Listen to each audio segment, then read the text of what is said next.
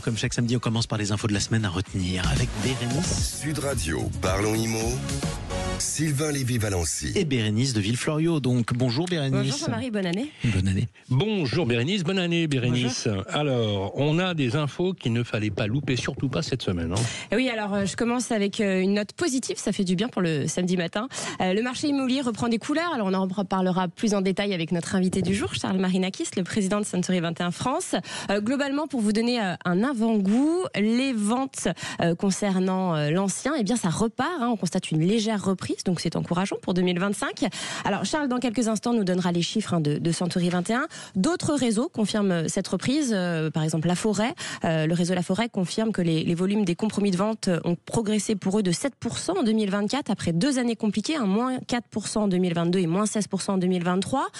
Orpi, le réseau Orpi confirme aussi des volumes des compromis pour eux a fait plus 12% en 2024, notamment grâce à un pic enregistré en novembre, l'un des mois les plus dynamiques de l'année.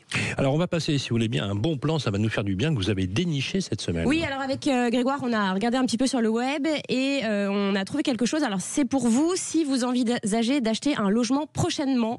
Sachez que les banques populaires et les caisses d'épargne ont lancé mercredi une offre qui permet aux Français qui achètent une passoire thermique, donc notée F ou G par le DPE, d'avoir un taux de crédit immobilier réduit s'ils s'engagent à faire dans un délai de 40 mois des travaux de rénovation énergétique qui améliorent la note du DPE, diagnostic de performance énergétique, de 2 crans. Donc par exemple, si vous achetez un logement F, faut le passer en D.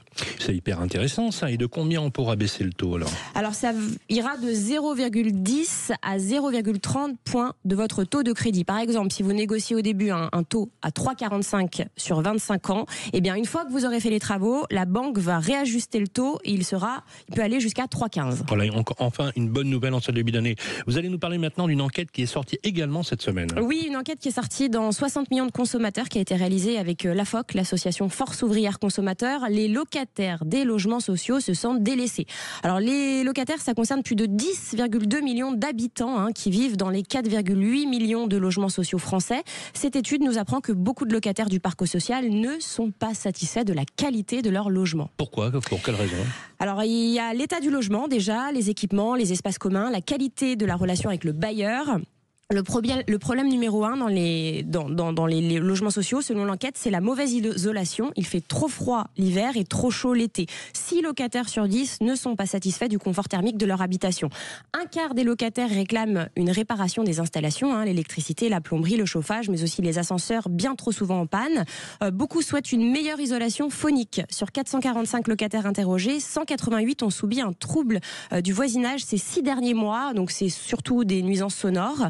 Et puis certains locataires disent également subir un voisinage insupportable, voire ressentir un sentiment d'insécurité avec des vols, des dégradations fréquentes, des trafics de stupéfiants qui ont lieu sans que les bailleurs sociaux ne s'en préoccupent. D'ailleurs, l'Union sociale pour l'habitat qui est présidée par Emmanuel Cos, ancien ministre du Logement, a été contactée pour cette étude et a répondu point par point. Oui, alors pour le coup, l'USH a joué le jeu. L'USH qui regroupe les 396 bailleurs sociaux du pays a répondu, comme vous l'avez dit Sylvain, à chacun des points. Concernant le premier problème, le confort thermique, l'USH a rappelé que seuls 70 000 logements sont pris en charge chaque année, alors qu'il faudrait en rénover 220 000 par an. Pour cela, les bailleurs sociaux réclament un soutien de l'État. Et pour accélérer justement ces rénovations énergétiques, rappelez-vous, l'ex-ministre du Logement, Patrice Vergrit, avait annoncé la création d'un fonds de 1,2 milliard d'euros, vous savez, qui devait être étalé sur 3 ans, 400 millions d'euros par an, pour aider les bailleurs sociaux à rénover, parce qu'ils sont conscients de ce problème, les bailleurs sociaux. Eh bien, la promesse n'a pas été tenue, puisque les sommes ont été gelées, rappelez-vous, après la dissolution de l'Assemblée nationale, donc ça a fait un flop. Merci Bérénice.